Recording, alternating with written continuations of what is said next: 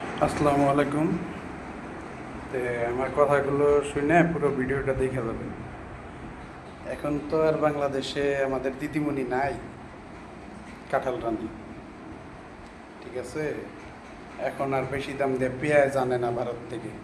তো ভারতের কি অবস্থা আপনারা একটু দেখে যান। ওনারা বড় বড় ডায়লগ মারে, ওনাদের পেঁয়াজ ছাড়া আমরা অচল। তো দেখা যায় কারে ছাড়া কি অচল, পুরো ভিডিওটা দেখে যাবেন।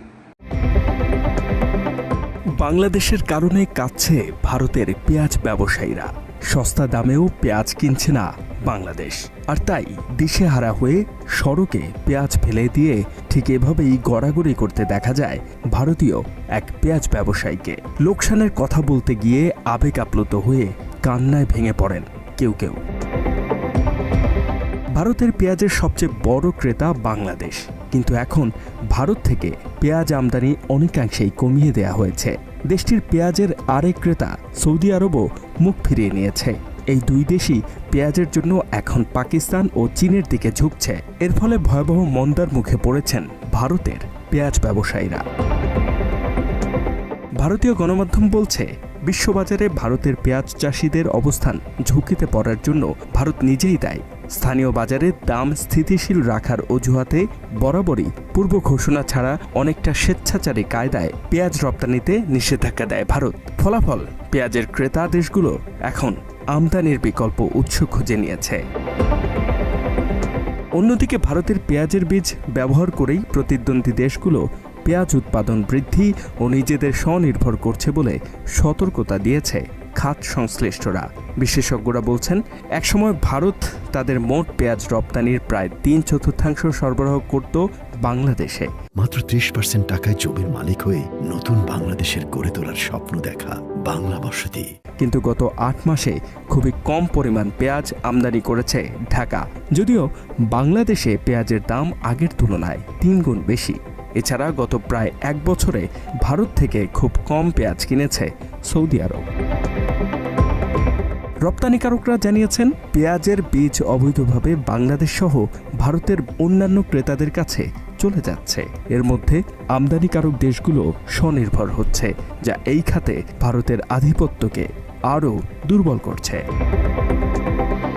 ইকোনমিক টাইমস জানায়, 2019 সালের সেপ্টেম্বরে প্রথমবারের মতো 6 মাসের জন্য পেঁয়াজ রপ্তানিতে নিষেধাজ্ঞা দেয় ভারত। এরপর 2020 সালের সেপ্টেম্বর থেকে আরও 5 মাসের নিষেধাজ্ঞা জারি করে দেশটির সরকার। এর ফলে ভারতের পেঁয়াজের উপর যেসব দেশ নির্ভরশীল ছিল সেসব দেশে দাম বেড়ে যায়। অন্যদিকে বর্তমানে স্থানীয় কৃষকদের রক্ষায় বাংলাদেশ আর ভারত থেকে পেঁয়াজ কিনছে না।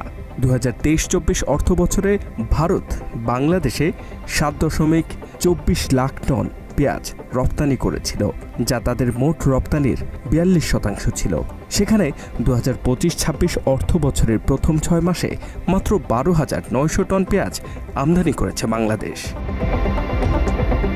যদিও এর জন্য দায়ী করা হয় বর্তমান রাজনৈতিক পরিস্থিতিকে, কিন্তু রপ্তানিকারকরা বলছেন, বারবার রপ্তানিতে নিষেধাজ্ঞা দেওয়ার কারণেই মুখ ফিরিয়ে নিয়েছে ক্রেতা দেশগুলো। এদিকে বাংলাদেশের বাজারে পেঁয়াজের দাম স্থিতিশীল রয়েছে বলে জানিয়েছেন খুচরা ব্যবসায়ীরা।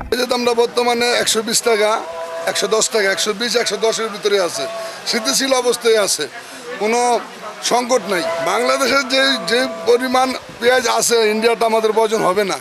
এখন ইন্ডিয়া কাটবে না মরবে সেটা আমাদের দেখার বিষয় নাই, কিন্তু আমাদের যে অবস্থা আছে খুব ভালো আছে। এখন নতুন পেঁয়াজ নামলে এই মোটামুটি দাম কমে যাবে গা। এখন আর আমাদের হতাশ হওয়ার কিছুই নেই। হ্যাঁ, 100% উৎপাদন খুব ভালো আছে। আমাদের দেশে যে পর্যাপ্ত পরিমাণ পেঁয়াজ আছে, ইচ্ছা করলে আমরা সেটা দিয়ে চলতে পারবো। ওদের এটা আমাদের দরকার নাই, ঠিক আছে। এখন নতুন পেঁয়াজ আসবে, নতুন পেঁয়াজ আসলে আমাদের চাহিদা যা চাইবে তার চাইতে আরও বেশি উৎপন্ন হবে। এখন পুরান পেঁয়াজ যেটি আছে এটি মনে করেন যে একটু সংকটে আছে, নতুন পেঁয়াজ ডায়া গেলে আমার আর কোনো কিছু দরকার নেই। অন্যদিকে পেঁয়াজের দামে স্বস্তি মিলছে বলে মনে করছেন সাধারণ মানুষ। না, সুবিধা মতো আছে, ভালোই আছে। 110-15 টাকা কেজি সুবিধা আছে, খুব দাম একটা খুব বাড়ে। আমাদের বাইরের দেশের উপরে নির্ভর করাই তো দরকার নেই। আমরাই তো এখন ইচ্ছা করলেই সম্ভব। ইচ্ছা করলে আমাদের দেশীয় পেঁয়াজ দিয়ে আমাদের বাজারকে স্থিতিশীল করা এবং সহন ক্ষমতার মধ্যে আর কি আমাদের যে ভোক্তার